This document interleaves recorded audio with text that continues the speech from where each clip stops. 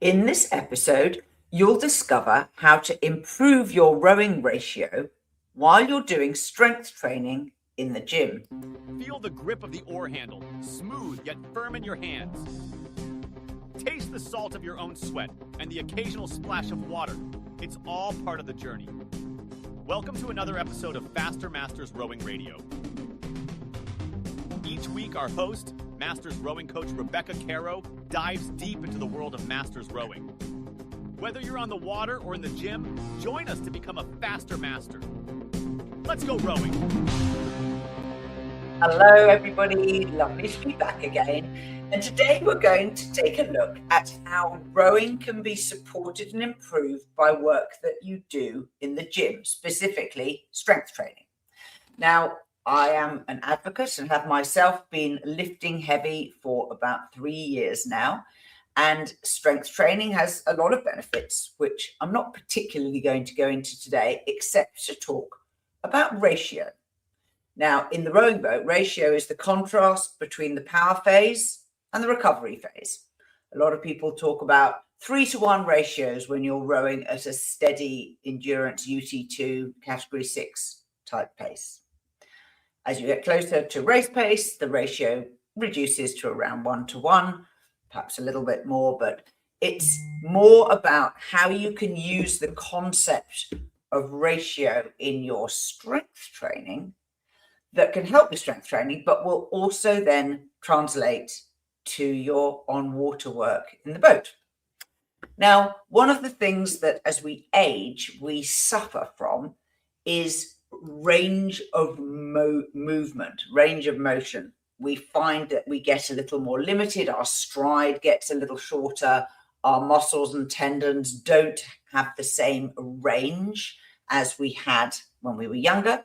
And strength training is one of the things that can really help with improving your range of movement or maintaining your range of movement.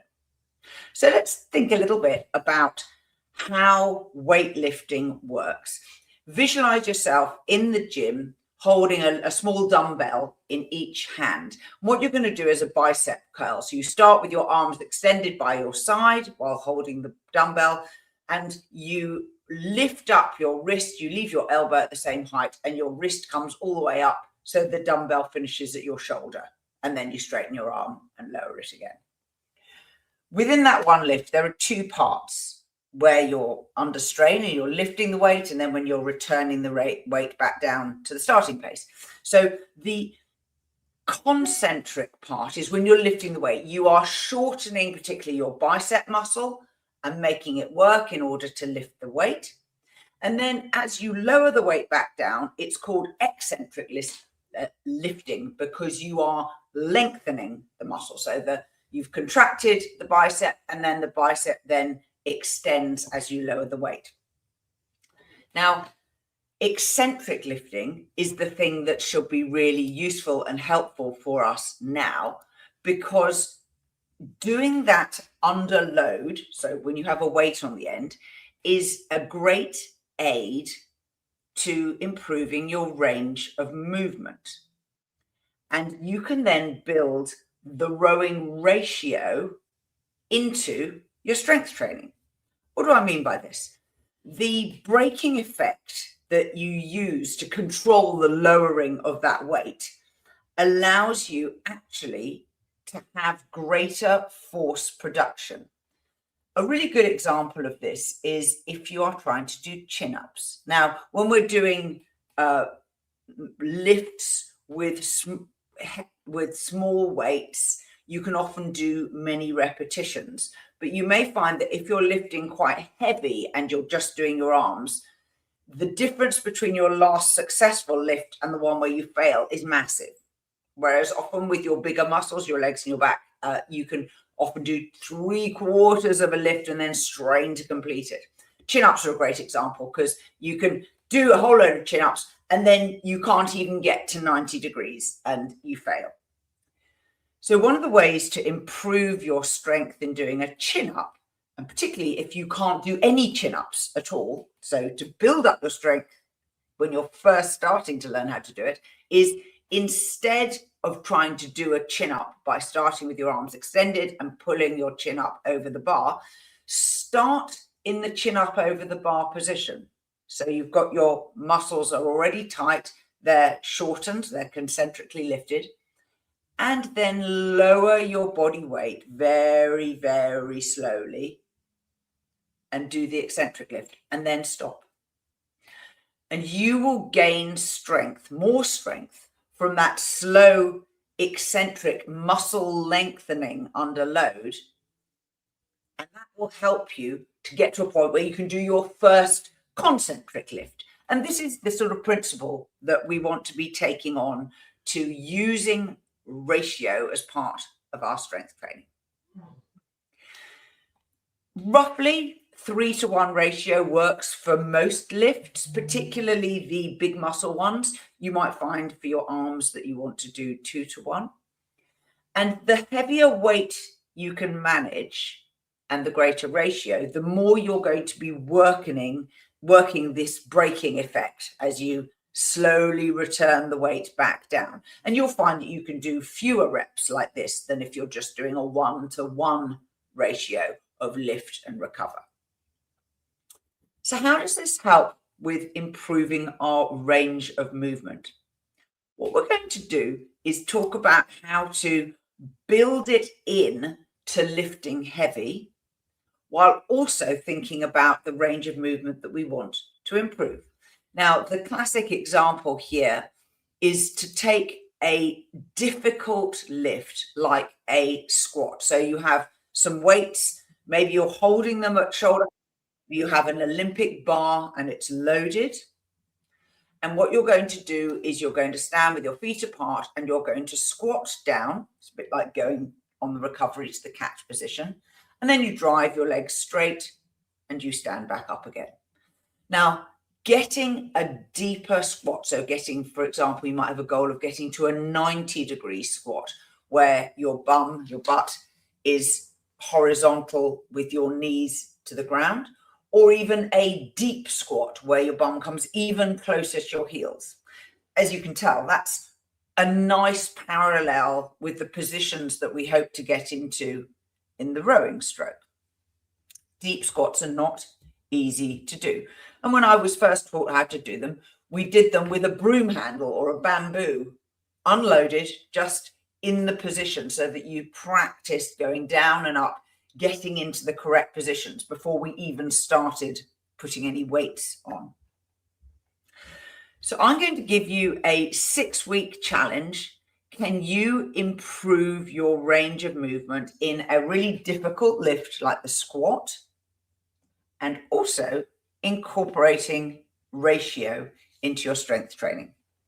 So it's 3 times a week for 6 weeks. And you're going to do 3 lots of 6 sessions. So the first 6 are focused on power. Can you increase the amount of load that you can lift? And I want you to do this by positioning a bench behind you so that you're going to squat down as if you were going to sit on the bench, and you're going to get to just a little bit above the bench. Or if you find it challenging, you can actually sit down. You may find it useful to position yourself so that only the very, very back of your bum touches the bench. You don't sit sort of heavily on it, so that it really is. So like if you're sitting in a chair, you shuffle yourself forward so you're sitting right on the very front of the chair. So it's there as a safety mechanism, and it's also there as a guide to how deep you want to squat. So if you can position the bench so that it gets you to that 90 degrees, that's your goal for your first lot of your range of movement. Obviously, if you're trying to go for a deep squat, you might find that a bench isn't the right bit of equipment to have, that maybe you have one of the those class steps where you have a plank, and then you can mount the sides. They have a pyramid of mounts that you can put in so that you can position it exactly where you want to be able to go. So by putting it behind you, it tells you whether you've hit your range of movement target. And we're going to start with maybe 5 to 8 reps of power. So you're working first on your first 6 sessions are on power, increasing the load that you can take. Then you're going to do another 6 sessions, which are on range of movement. So you're going to perhaps lower the bench or the step class block that you're sitting down towards. You may need to reduce the load on the bar in order to do this. And so you're going to reduce your reps from 5 to 8 down to maybe 3 lots of 3. Now, that's heavy, and you should definitely do this under guidance and supervision. Have someone spotting for you so they can catch the bar if you get into trouble, and have someone checking how you are moving so that you're getting through the correct range of motion. And our third lot of 6 sessions, so we've done power first, then range of motion, and our third lot is speed. And this is where the ratio comes in.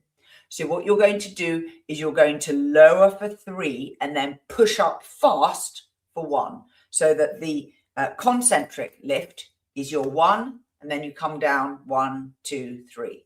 Now you can do that when you're doing the power. You can do that while you're doing the range of motion, but you're really going to work on it and the speed and see if you can tie all 3 things together so that you can learn the ratio and use the ratio training in the gym when you then take it back into the boat. Because in the boat, your weight, your load is the oar in the water.